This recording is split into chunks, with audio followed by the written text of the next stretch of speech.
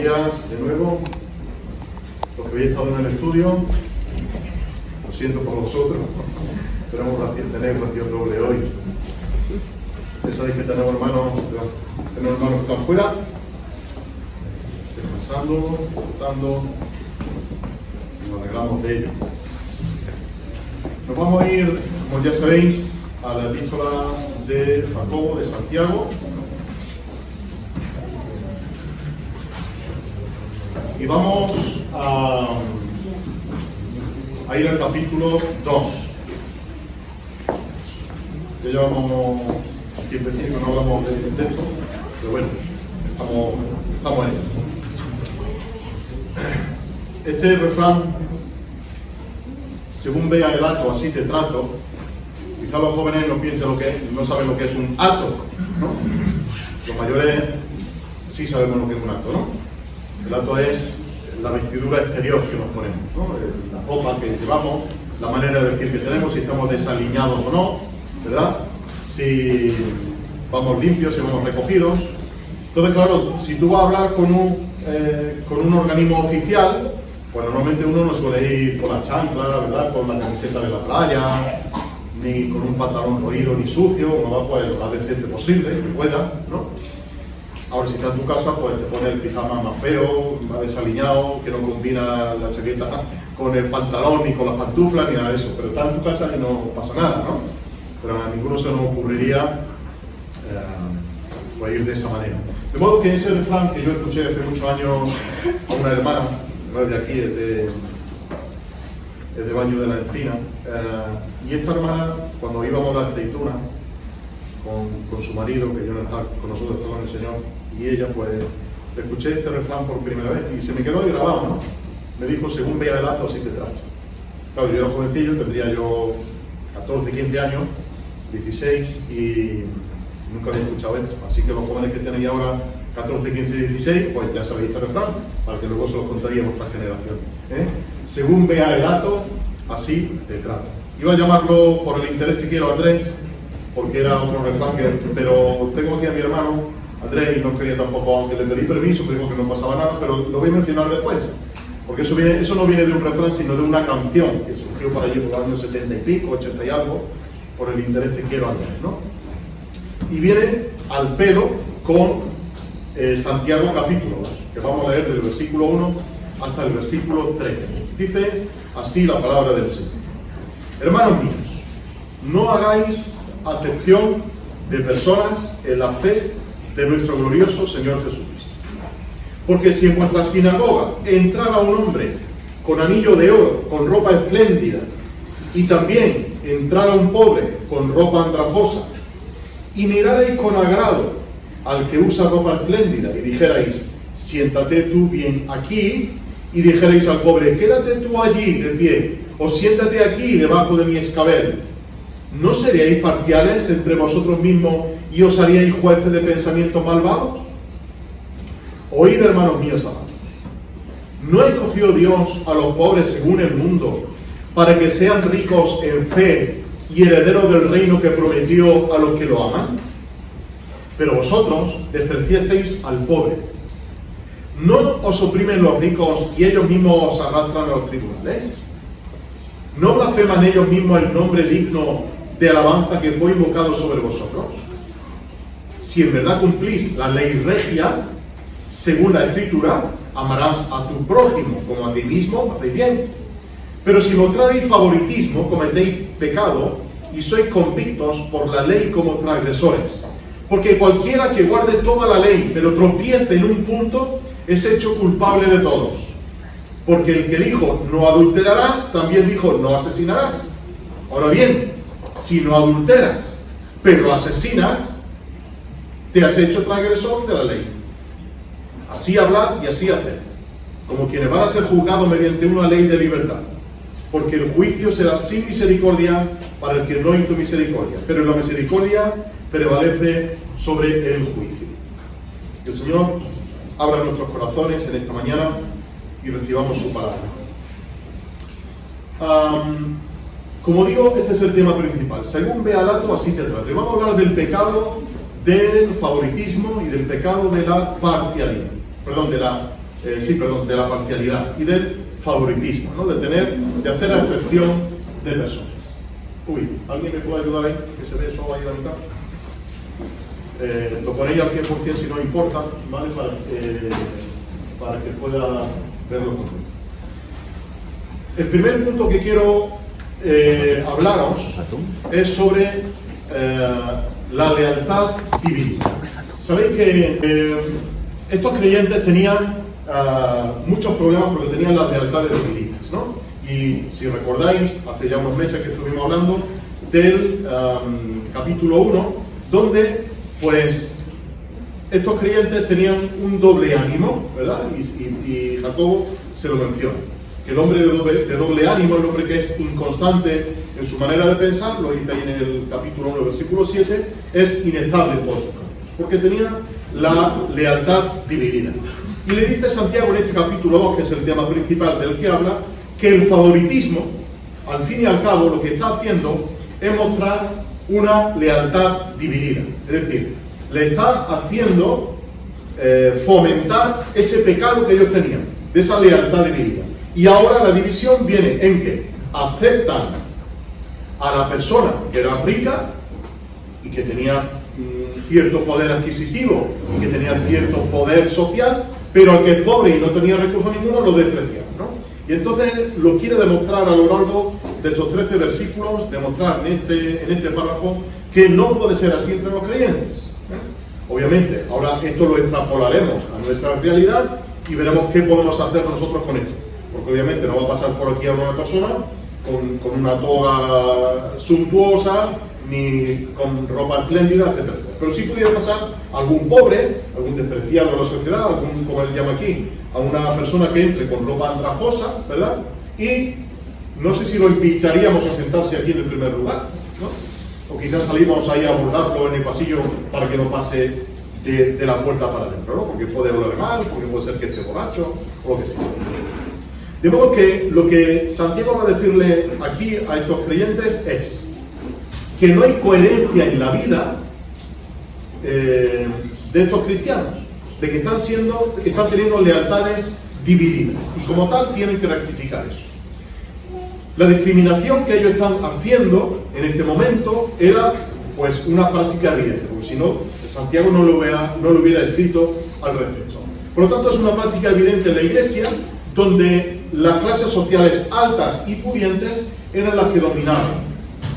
En esa sociedad, el pertenecer a una clase social alta te garantizaba pues una serie de derechos, de privilegios que podías disfrutar. Ahora, si pertenecías a la sociedad de esclavos, a la sociedad de siervos, pues tenías ciertas limitaciones sociales a las cuales nunca podrías acceder, ¿no? Entonces, esa es la sociedad en la cual Santiago se está moviendo y estos creyentes se están moviendo.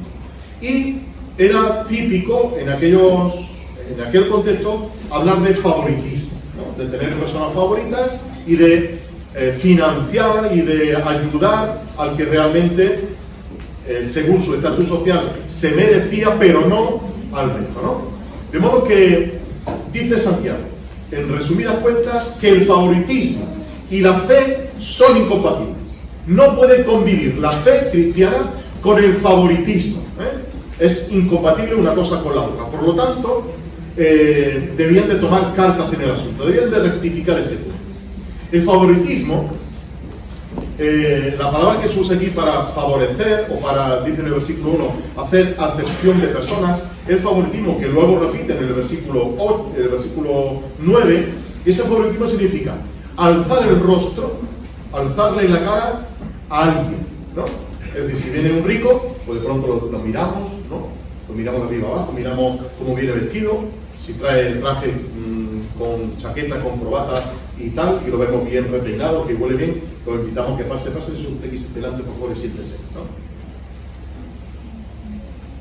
Y eso sería el favoritismo, el juzgar a esa persona por la apariencia. Os cuento un caso real de un pastor, quizás lo hayáis visto por ahí por internet, de un pastor que es invitado a una iglesia.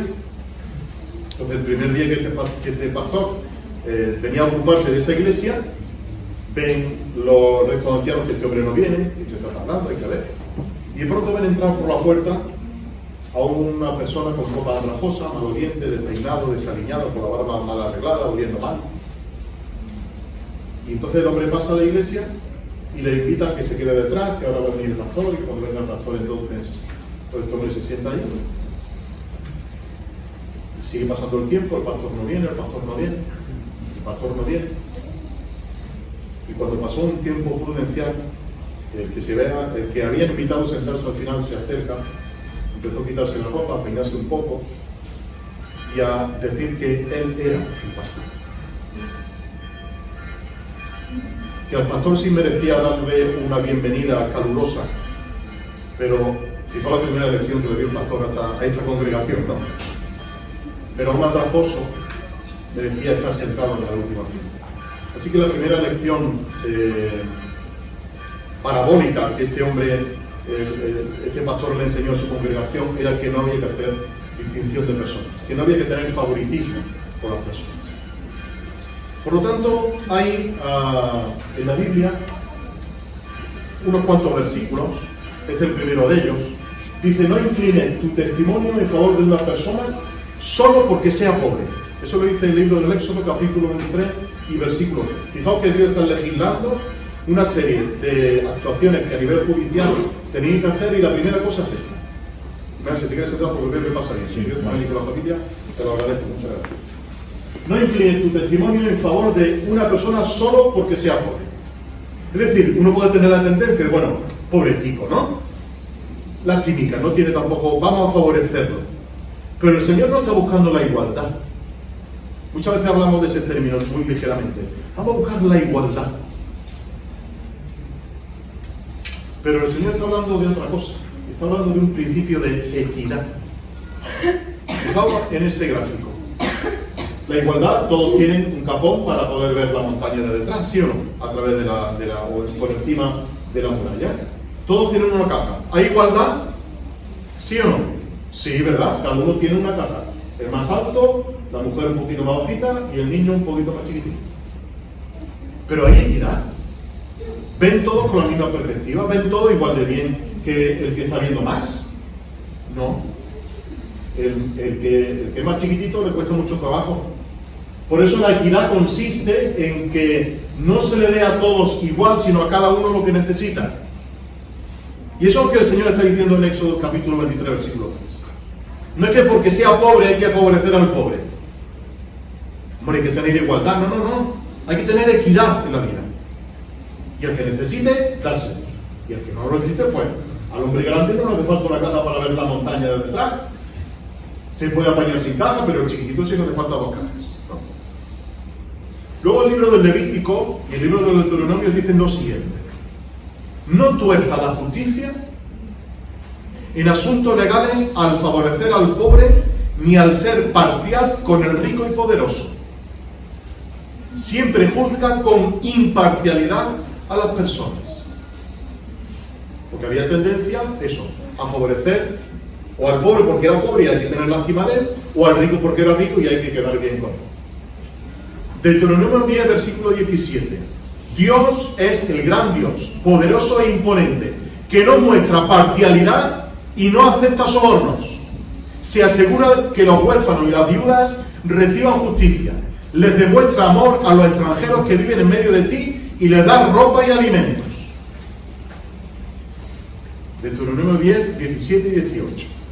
De modo que lo que el Señor está diciendo es que Él no es una persona parcial, sino que está mostrando imparcialidad, que a cada uno le da lo que necesita y que cada uno debe de recibir lo que necesita. Y Él lo menciona aquí en el caso de los extranjeros, las viudas y los huérfanos, que siempre aparecen con ese triplete, la viuda, los huérfanos y el extranjero.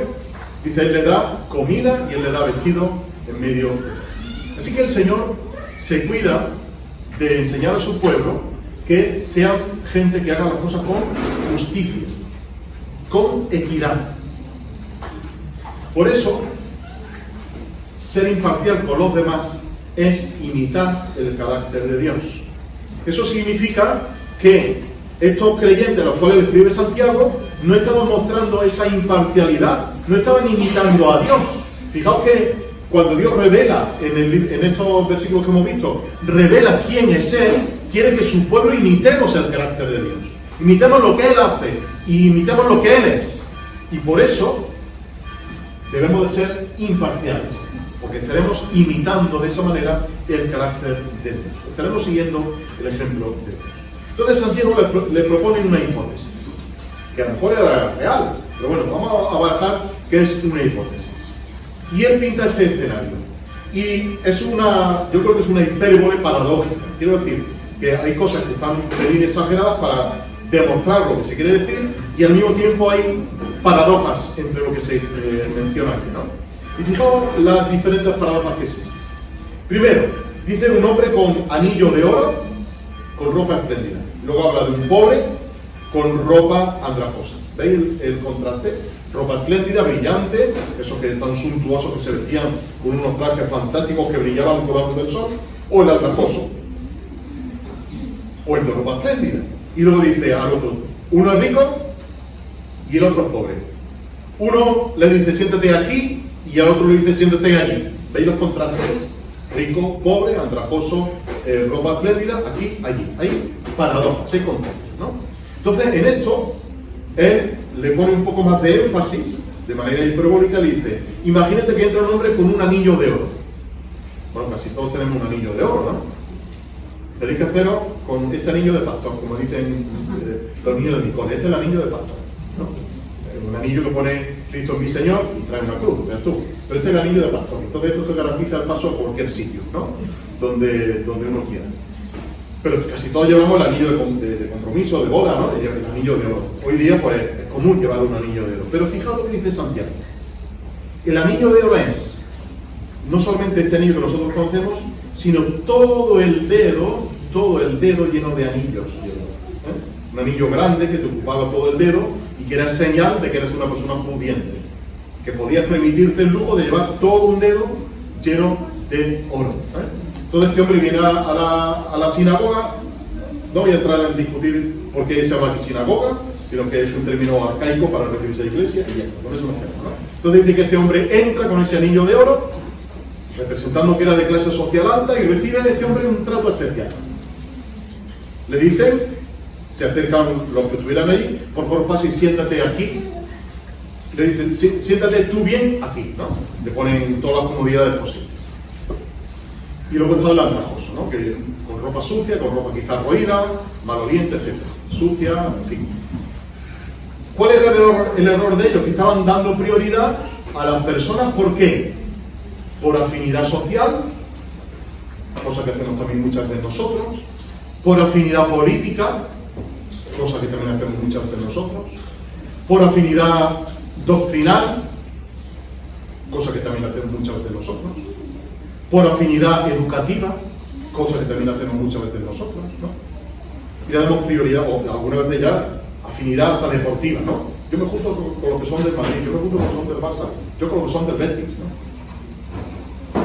Y entonces hay afinidad con personas, ¿no? Y me gusta estar con aquellos que piensan igual a mí, lo cual no está mal, pero sí está mal. Y os digo por qué. A ver si os suenan estas palabras. Si solo amáis a los que os aman, ¿qué mérito tenéis? Hasta los pecadores aman a quienes los aman. Y si solo hacéis el bien a los que son buenos con vosotros, ¿qué mérito tenéis? Hasta los pecadores hacen eso. Amad a vuestros enemigos. Haced el bien. Entonces os estaréis comportando verdaderamente como hijos del Altísimo, pues Él es bondadoso con los que son desagradecidos y perversos. Esas son palabras del Señor Jesucristo. La habéis identificado fácilmente, ¿verdad? Y yo quería hacer énfasis precisamente en esto. ¿Qué mérito tenemos en ser afines con aquellos que piensan igual a mí? ¿Qué mérito tiene eso? ¿Qué mérito tiene juntarme solo con los que piensan como yo, a nivel doctrinal, educativo, social, político, religioso? ¿Qué mérito tiene eso? No tiene mérito ninguno, dice el Señor. No tiene mérito ninguno. Porque eso lo hace cualquiera. Vosotros estáis en una contracultura y debéis de amar a vuestros enemigos. Eso es lo difícil. Y ahí es donde tenéis que poner el énfasis.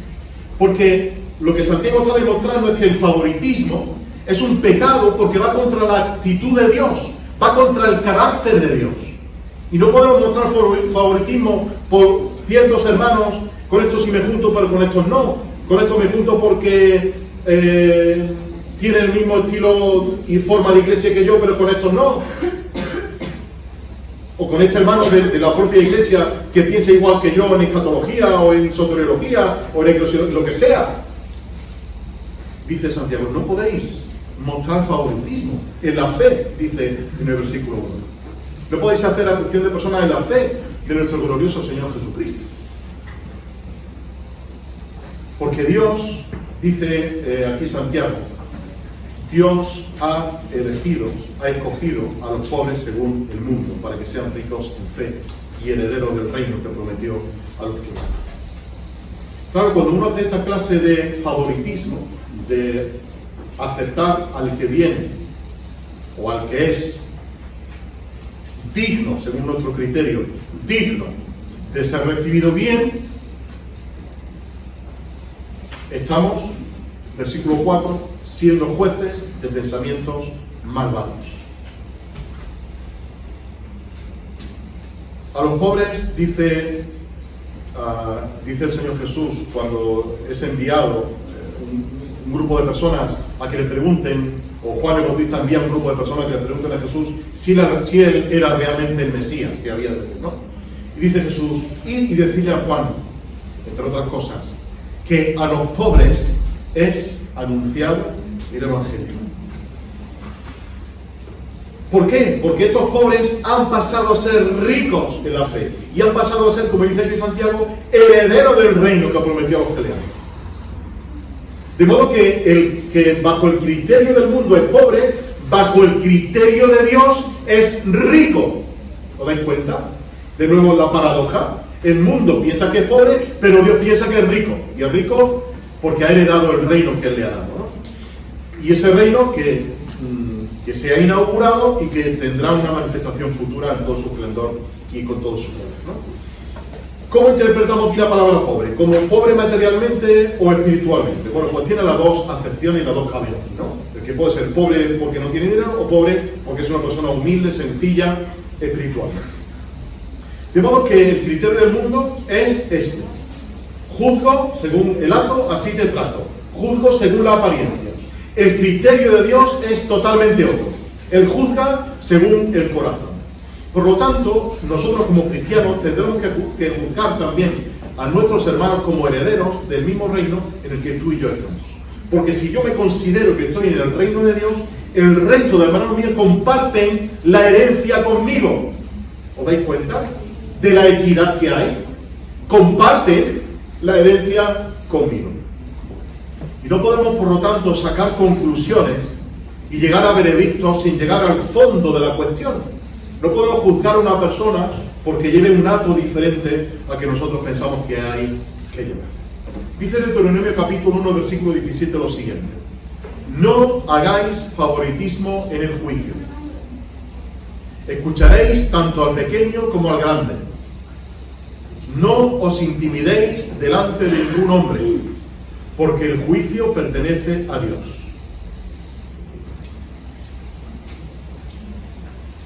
El Evangelio ha tenido un efecto nivelador. Repito, el Evangelio ha tenido un efecto nivelador. Esto significa que al grande lo ha igualado con el pequeño. Porque cuando llegamos a la cruz, todos estamos al mismo nivel. No hay nadie por encima de nadie, ni nadie por debajo de nadie. El Evangelio tiene ese efecto nivelador. Gálatas 3:28. En Cristo no hay esclavo ni libre, no hay hombre ni mujer, no hay bárbaro ni griego ni judío ni nada. En Cristo todos gozamos del mismo nivel. Luego Lucas también, cuando María hace aquel cántico dice que él abatió al rico y a los pobres les dio abundancia, ¿no? Y también 1 Corintios capítulo 1, Pablo habla precisamente de esto, que a los necios del mundo, que a los despreciados del mundo, escogió Dios para avergonzar a los fuertes, ¿no? Hay una frase por ahí de Gary Chapman, en un libro que tiene sobre 1 Corintios, que dice: el amor significa ver a nosotros como Dios los ve, a través de la cruz, no como nosotros pretendamos que sean. ¿Os dais cuenta? Tenemos que mirar al hermano y a la hermana tal y como Dios los ve, no como yo quiero ver a los hermanos y hermanas. Aquí lanzo entonces la primera pregunta. ¿Estamos siendo insensibles a las desigualdades que hay en el mundo? ¿A la acepción y al favoritismo que el mundo muestra? ¿Qué tenemos que decir nosotros, por ejemplo, la Iglesia? ¿Qué tiene que decir sobre la dominación de clases? Sobre la segregación, sobre la exclusión social, sobre las desigualdades. Me voy a mojar un poquito, y no importa que se esté grabando.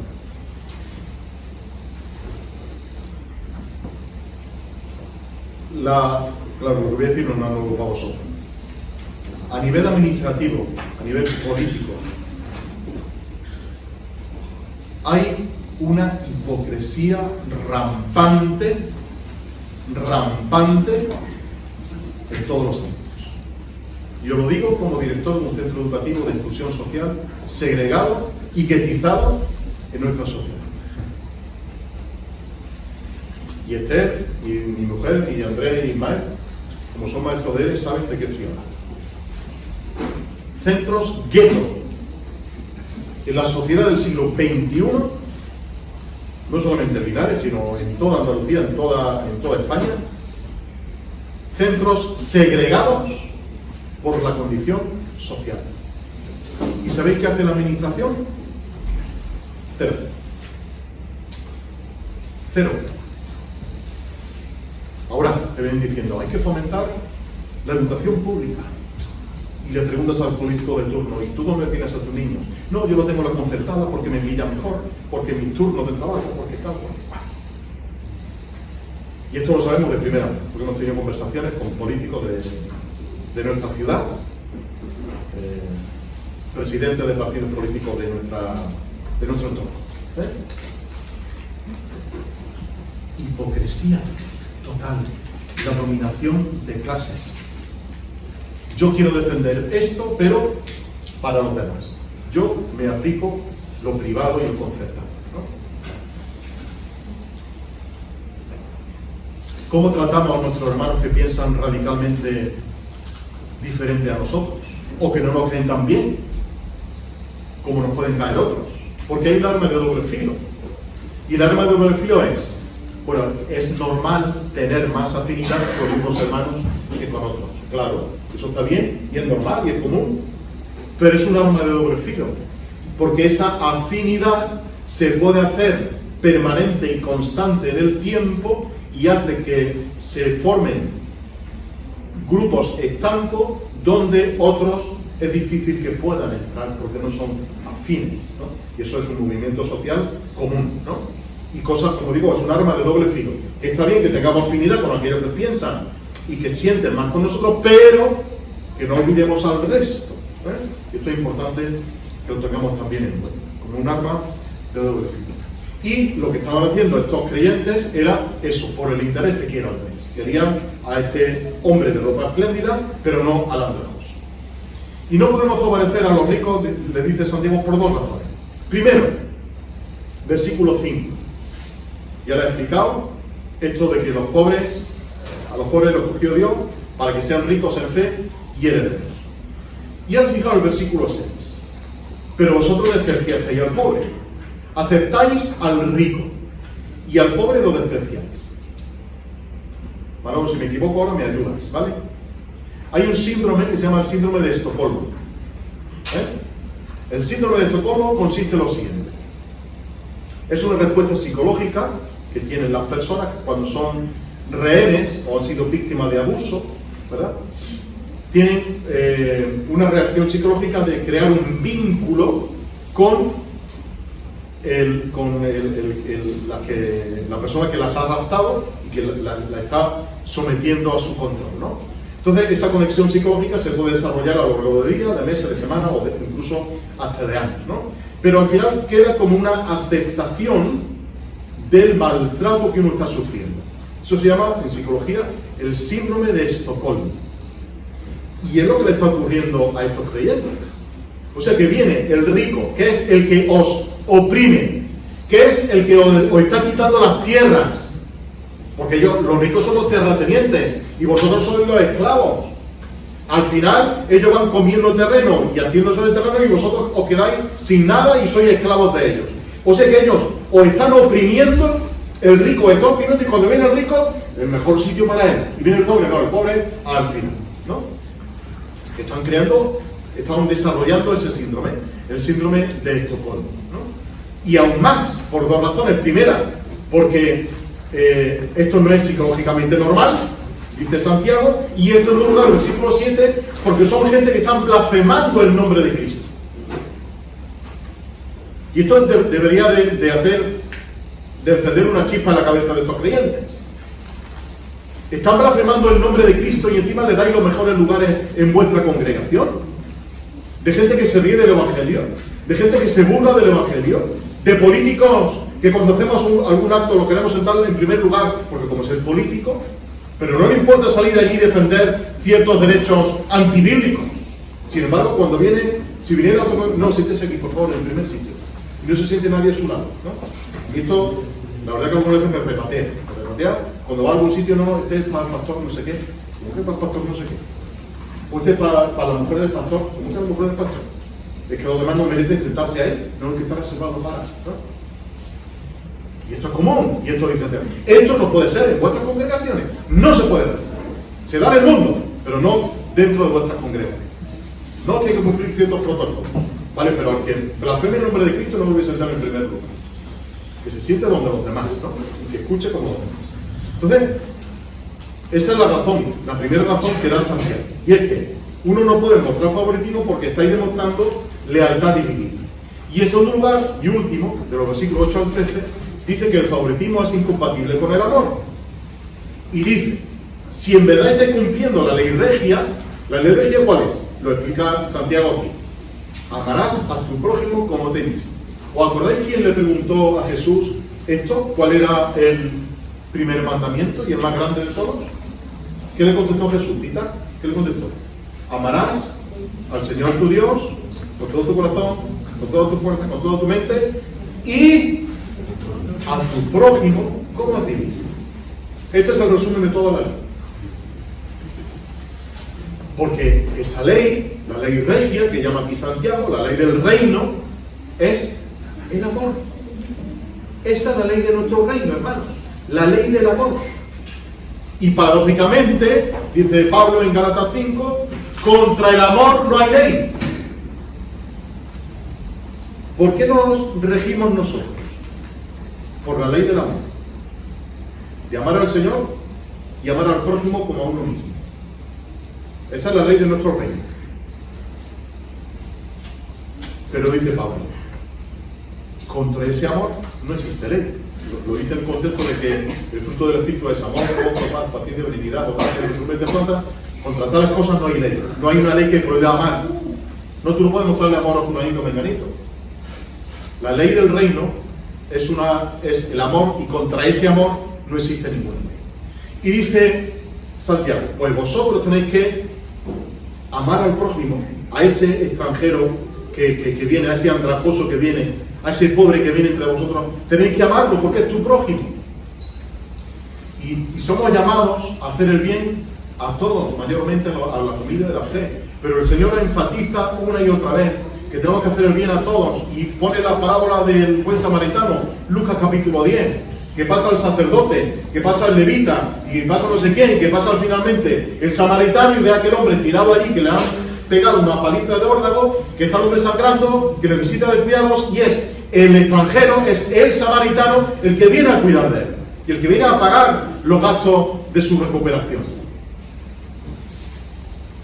Y aún más, dice el Señor, amarás a tu enemigo. Si tu enemigo tuviera hambre, dale de comer. Si tuviera sed, dale de beber. Porque agua de fuego amontonarás sobre su cabeza. Eso significa que se le pondrá el rostro colorado de la vergüenza que va a sufrir, ¿no? La pregunta es, ¿quién es mi prójimo? Le preguntó el rico. Bueno, ¿quién es mi prójimo? Y el Señor le contesta, no, la pregunta no es quién es mi prójimo, sino tú de quién eres prójimo. Y lo demuestra con esa parábola de Lucas capítulo 10, de que el prójimo no es que yo tenga que preguntarme quién es mi prójimo, sino de quién soy yo prójimo. ¿A quién me tengo yo que acercar? Que es el sentido de esa palabra. Por eso, el favoritismo es incompatible con el amor. Es decir, que si realmente nuestra ley, la ley de nuestro reino, el reino de Dios, es el amor, pues el favoritismo no encaja con nuestra ley. Por eso los cristianos viven en una contracultura fundada en los valores del reino de Dios. Somos llamados a vivir diferente. Somos llamados a vivir contracorriente, de que si el mundo desprecia al pobre, la iglesia debe de amar al pobre. Si el mundo muestra favoritismo por el rico, la iglesia no debe demostrar favoritismo ni por uno ni por el otro. Debe ser una iglesia que muestre equidad hacia todas las personas y que muestre respeto por la vida de todas las personas. Y dice Santiago finalmente, versículo 10, puede ser que tú no, porque la ley dice no adulteres, también dice no asesines, y dice muchas otras cosas más, pero la ley no guarda un sentido de proporcionalidad. No, tú que has incumplido 5 mandamientos y tú has incumplido 1. Entonces el que ha incumplido 5 es más culpable que el que ha incumplido 1. Dice Santiago, no. Si has incumplido 1, has incumplido toda la ley. Y si has incumplido 5, has incumplido toda la ley. De manera que no hay un sentido de proporcionalidad. En el reino de Dios no hay proporcionalidad de pecados. No existe que tú has pecado más que el otro o yo he pecado menos que tú. No. Si cometes un pecado, dice, eres culpable de haber incumplido toda la ley. Por eso estamos en esa contracultura, en ese modo de vivir diferente a como vive el mundo. Y finalmente, como conclusión, tenemos una ley, hermanos, dice aquí Santiago. Vamos a ser juzgados por una ley, versículo 12, la ley de libertad. Y será un juicio, será un tribunal donde va a ser sin misericordia para el que no hizo misericordia. Esto es duro, Porque esa misma ley regia que he dicho en el versículo 8, esa ley que nos rige a nosotros, que nos dirige a nosotros, es la misma ley que nos va a juzgar a nosotros. La ley del amor y de la misericordia. Por lo tanto, tenemos la obligación moral de cumplir toda la ley. Obviamente, Cristo lo ha cumplido por nosotros y tenemos ese beneficio de que Cristo lo ha hecho por nosotros. Pero eso no nos exime de cumplir la ética de Dios, de imitar el carácter de Dios, de comportarnos en este mundo tal y como se comporta Dios, de tener el criterio que tiene que tiene Dios en cuanto al mundo, y es de amar al pobre, a la viuda, al huérfano, al extranjero. Y eso es lo que tú y yo como creyentes somos llamados a hacer, a imitar el carácter de Dios en cuanto al trato con estas personas.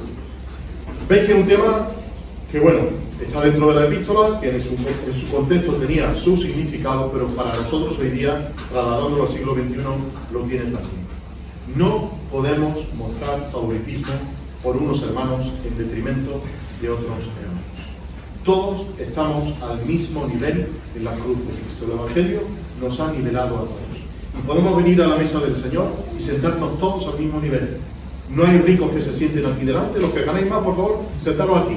Los que tenéis una panilla chiquitilla, por favor, sentaros un poquito atrás. ¿Imagináis que eso ocurriera la congregación? ¿Os imagináis que eso ocurriera la congregación? Estaríamos todos atrás, ¿no? Pero la situación es que hay discriminación. No digo aquí, ¿no? Pero que hay discriminación dentro del pueblo de Dios. Y eso tenemos que cortarlo de raíz. No podemos mostrar favoritismo a unas personas en detrimento de otras personas, porque Cristo nos ha amado y nos ha comprado todo con el mismo precio. Espero que estas palabras de Santiago pues nos ayuden a nosotros también, igual que a mí me han ayudado, a mirar a las personas tal y como Dios las ve. Que el Señor nos bendiga, hermanos, y a Él sea toda la gloria.